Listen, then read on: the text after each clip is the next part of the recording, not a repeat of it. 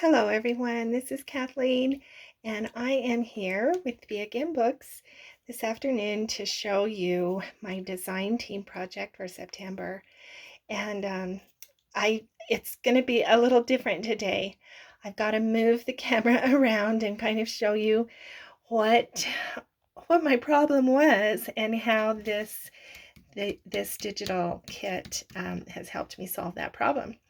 So let me show you. I mean, we all have just so many scraps, right? And this is my pile of scraps over here. I apologize for the light, but the way I kind of keep my scraps corralled is in these cardboard trays, and they just kind of sit here on top of my vintage trunk and underneath my wall of chains, steampunky stuff that I love. Anyway, but these are all my little scraps of stuff, and I just find it easier to organize them into these different trays.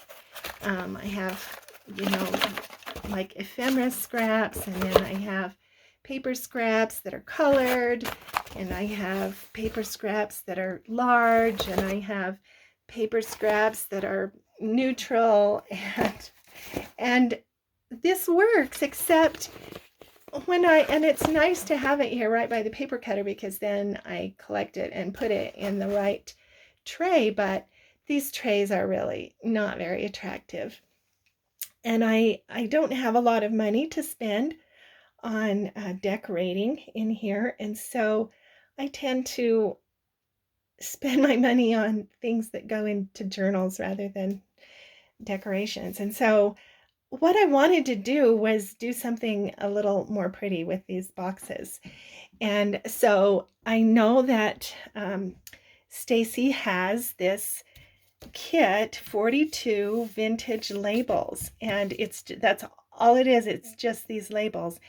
And when I was in an antique store not long ago, I saw this really cool cabinet. It was an old wooden cabinet, an old radio, I think, but they had covered it with all of these different scraps of paper. And that's what I wanted to do. I wanted to make some boxes that were decoupaged with paper. So that's what I did.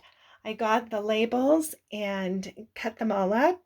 I prepared the boxes, and then I just used Mod Podge and a paintbrush and decoupaged all of the labels onto these boxes. And now I have some pretty trays that will help me organize my scraps. I had a roll of washi tape, this fork and spoon that I had never used in a journal, and so I've used that to kind of just make a design element that kind of brings unity to this project and makes them all the same. So and then on the inside, I just used acrylic paint and a sponge, just a sea sponge like this, and just sponged paint onto the bottom of the boxes, and then that kind of creates a little bit of a design that covers up just the cardboard. But now these will now nest and make it easy for me to put them over here with my scraps, and then my scraps will be organized. So let me just do this much. I'll just take all of the neutrals and put them in here. And now I can just throw this box away. And then this one, will fit in there, and then I can organize some of these things into here, put some other things in that bottom one, and then I can change out these boxes for those boxes, and I think it will look much nicer in here. Okay, so now I'm going to put the camera on the on my thing here. Let me make sure that it's right. Yep, it is. Okay. Now I wanted to show you what else you can do with these. I think the easiest thing you can do, honestly, is just to make ephemera with them. If you if you don't want to decoupage boxes, then I just love using these kind of things for tags in my journals. And this one, I just have put a little strip of washi tape and some flowers to kind of mimic what's in the design on the label. And I think that makes a really nice tag. Same with this one. Beautiful, a beautiful label for tea, probably. Far East kind of design, and I just have used some sari silk, a ruffle here, and some little gold trim. This one was so interesting. It's a bicyclette, and that's definitely going to go in a steampunk journal one of these days. I just put a little jute flag on it there. One of the things I like to do, because I have only an inkjet printer, and so you have to be quite careful with the ink if you're going to do anything on top of it.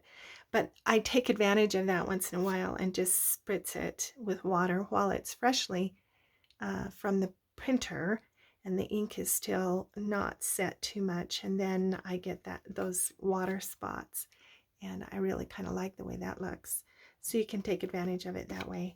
And even because I like mixed media, I will take it a step further and like really grunge it up, make the ink run, and put a little paint on top, and then I have a nice background for something that I want to add, collage or something later. So that's, or you can just, use it plain, as belly band, pocket, put a little punch, half punch there and make it a pocket.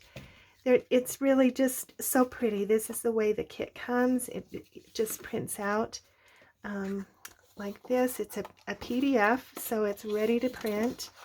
And all of these can be used. I can use this in snippets and little collage clusters. So it's really a very versatile kit, I think. And so I hope that you'll check that out. 42 vintage labels, and it's really inexpensive, $1.99 for 42 images. Thank you very much, Stacy. So I hope you'll go on to Etsy and check out StacyStories, see what she has, and thanks for joining me. And I'm thrilled to get some of this mess organized around here in my brand new trays. So we'll talk to you later.